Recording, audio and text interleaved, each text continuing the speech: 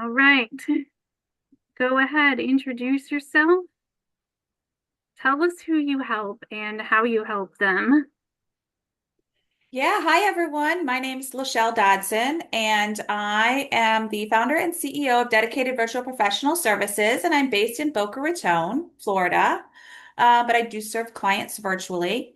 And I have 25 years of Fortune 500 experience from an operations perspective. And if you are overwhelmed, unorganized, or honestly, you're just paralyzed in your business and you're not exactly sure where to go or how to get started on something, those are the clients that I help.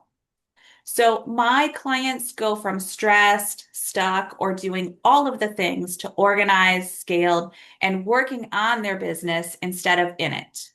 When you work with me, I don't just give you a plan. My team and I, we stay there and we actually help you implement everything that we talk about. So think of us as being your behind the scenes strategic partner.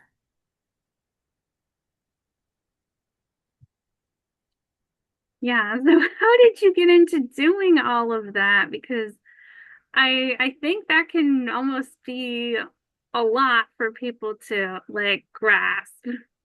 Yeah, Laura, you're so right. So I started with operations because that was really my foundation, right? And my superpower because that's what I did in corporate. And so I'm helping people set up their systems and helping people manage things from an operational perspective, where we're looking at their onboarding process and we're doing all of these things from team management to operations, workflows, processes, systems, because that is all, like I said, second nature to me. But then I had clients saying, hey, I need help with my lead management, or I need help with getting leads, or I don't know how to build a funnel, those kinds of things. So clients started asking me about ads and leads management, follow-up processes, all that good stuff. And it really frustrated me watching businesses who were randomly boosting posts, burning money, burning through ad spend, and they really had nothing to show for it. Like they're like, I've tried ads, they don't work, I've done this.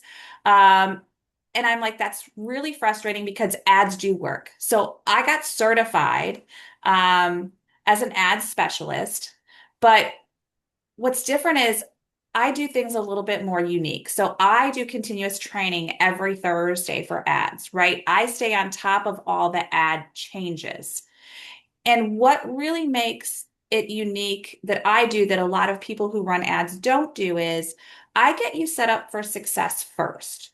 So I look at the systems, the lead magnet, the follow-up process. Then we turn those ads on. So with me, you're not just getting somebody to run your ads, you're really getting someone who makes sure that that whole machine works and is ready before we turn the traffic on. So that's what really protects your investment and actually gets you results. So I started offering that service because I really felt like it complemented what I was doing on the operations side.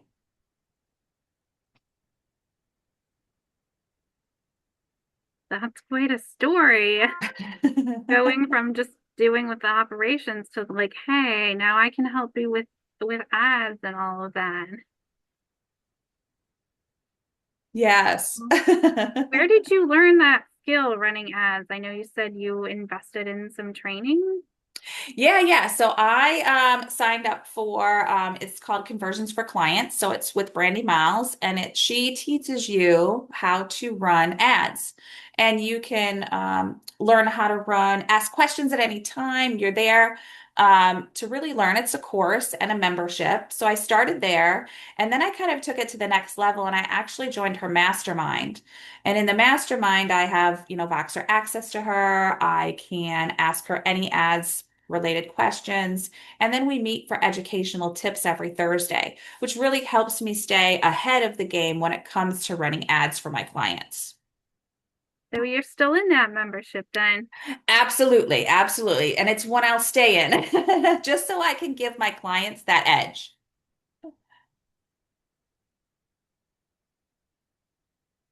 And you already talked about how your approach is different than others in your field. Do you find like a lot of other people are doing both the operations and ads, or usually they're kind of picking one or the other? They're kind of picking one or the other. And then the other thing that I notice is a lot of consultants will give people a plan or a roadmap. And they're like, okay, here's your plan, here's your roadmap, implement. And they might have calls with them and kind of tell them what to do to implement. But what really makes Dedicated Virtual different is that I give you that strategy. So you get all of my strategy knowledge from operations and ads. But then what's unique is my team and I stay in with you and we walk through every step of what we roll out in that roadmap and we help you implement it. So we're going to look at, like I said before, everything from operations, onboarding, leadership, and marketing. And then we're going to do that tech setup or help you hire or do your marketing stuff or set up your project management tool, refine your processes and workflows, do social media for you, do email marketing. We are actually going to do the work with you in your business. So that's where you get a strategic partner and not just an advisor. So that's really how our approach is different.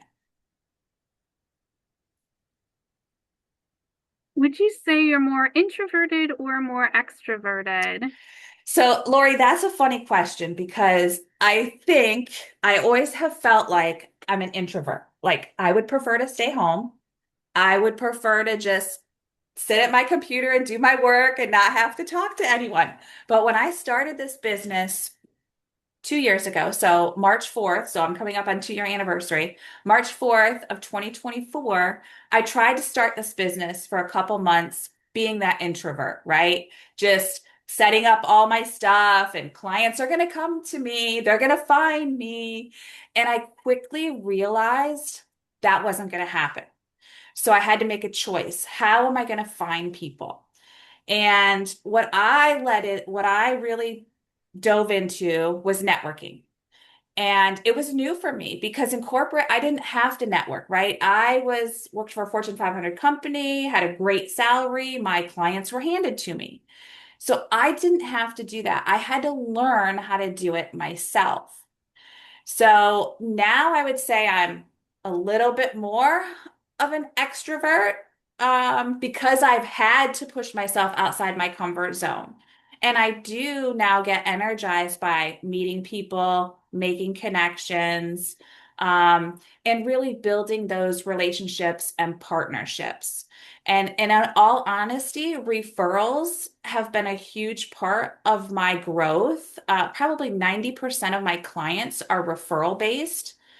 And when you care about people, they actually feel it. And then they're going to continue to send people your way. So I've really leaned into that. That's quite the story, realizing that from not doing it to, hey, realizing, hey, I need to do networking. Yeah. What are your thoughts on tapping into your intuition when and how do you use it when networking? Yeah. So I absolutely believe in intuition. And I have one of my backgrounds years and years ago, back in college, is law enforcement. So I feel like I have a good handle and I can read a room very quickly. I can sense who really kind of feels genuine. Um, and for me, I kind of make sure networking is about making connections. And in order to do that, you have to talk to someone, right? But more importantly, you have to listen. You have to listen to what people are saying. So when I go to networking events, my intuition, I usually let my gut kind of lead me to where there's an alignment. I don't chase everyone. I really just kind of see, okay, I don't need to talk to everybody in the room. Let me just make some real connections. And my goal is always to kind of make 3 to 5 connections in every room that I'm in, whether it's a virtual room or an in-person room. Yeah, that's a good goal to say, okay, I'm going to make so many connections because, yeah, some networking events are really huge and you're not going to really have the opportunity to connect with everybody. So it's definitely important to prioritize. Yeah, yeah, you're so right. Yes. How have you changed your networking strategy over time, especially from when you started versus now? Yeah, so when I started, I said, because I had never really networked before, so I was going to everything I could go to. I was saying yes to everyone. I was exhausted, right? Um, I still do a ton of networking. I probably network between all of the individual chats and all of the virtual rooms and some in person. I probably spend right now about 10 hours a week networking. In the past, in the beginning, when I was building the business, I was spending 25 hours because I was saying yes to everybody every week.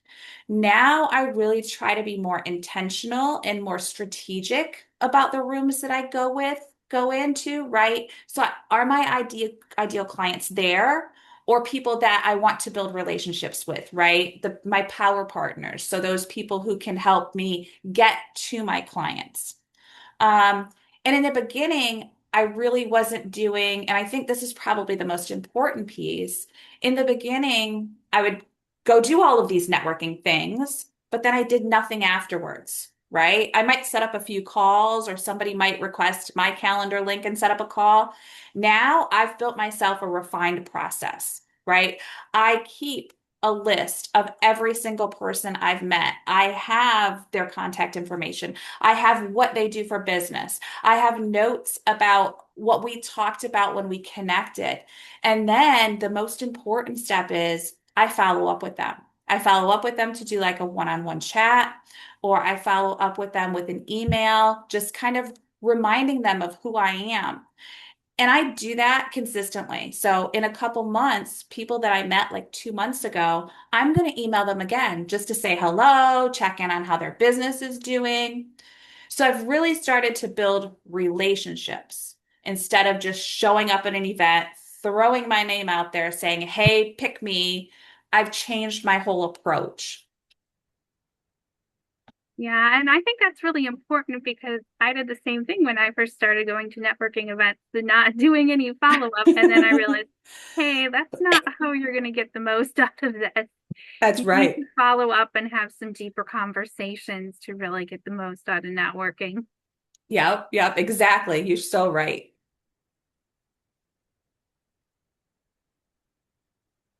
I know you said you got referrals. How do you approach that subject? Is that something you ask for, or do people just give you them? So it's kind of mixed, right? And when I'm in networking groups, I let everybody know that, hey, I'm open to referrals and I pay a referral fee. If somebody wants to refer someone to me, I'm more than happy to pay you a referral fee. Um, I don't wait to ask for that. I kind of just make that known. And I make it very easy for them, right? And like if I'm in a networking group, I make it very clear about the strategy that I provide, how we do the implementation, and the type of people that we can help. So that's like your USP. What's your unique selling proposition is what they call it.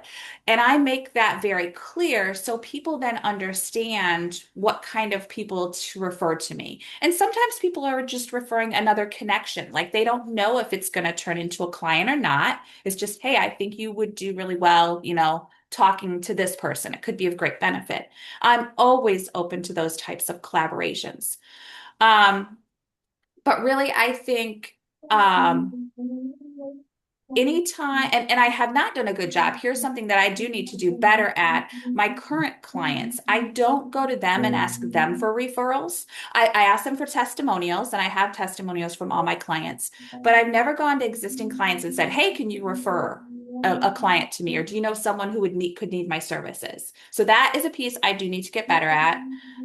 But from the networking perspective, I feel like I do ask for referrals when I'm in the room, and most networking groups are very much open to that. Yeah, so you don't wait. You just get right into it and say, "Hey, I'm open to referrals.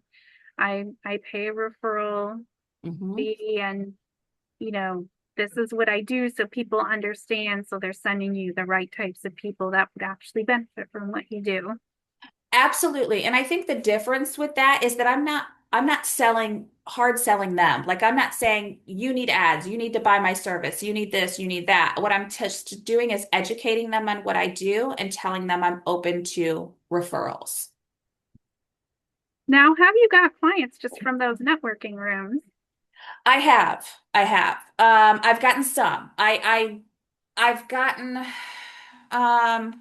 some from just those networking groups, but most of the time it takes a long time. It takes months to nurture. Like I'm in some groups with people and they've seen my content, they've seen me in the networking groups.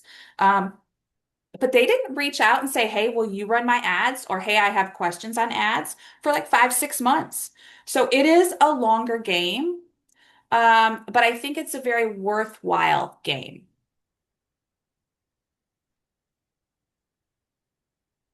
Are the referrals quicker, like when somebody says, "Hey, I think you might be a good fit"? Absolutely. Absolutely. Because any lead that comes into you from a referral is between warm and hot. So those are excellent, excellent leads. They've heard a testimonial basically from the person who referred them, which is wonderful. It speeds up your cycle so that you don't like a cold or warm lead coming from an ad. um, they have to watch a lot of your content to learn about you, right? To see if they trust you, to see if they like you. They're looking at your organic social media. Then they're looking at your ad. Then they might go check out your website. Then you're going to add them to your email list because they've opted in for something, right? They've looked at a freebie, they've scanned your website. So they have to do like all of that several times to get as warm as somebody from a referral.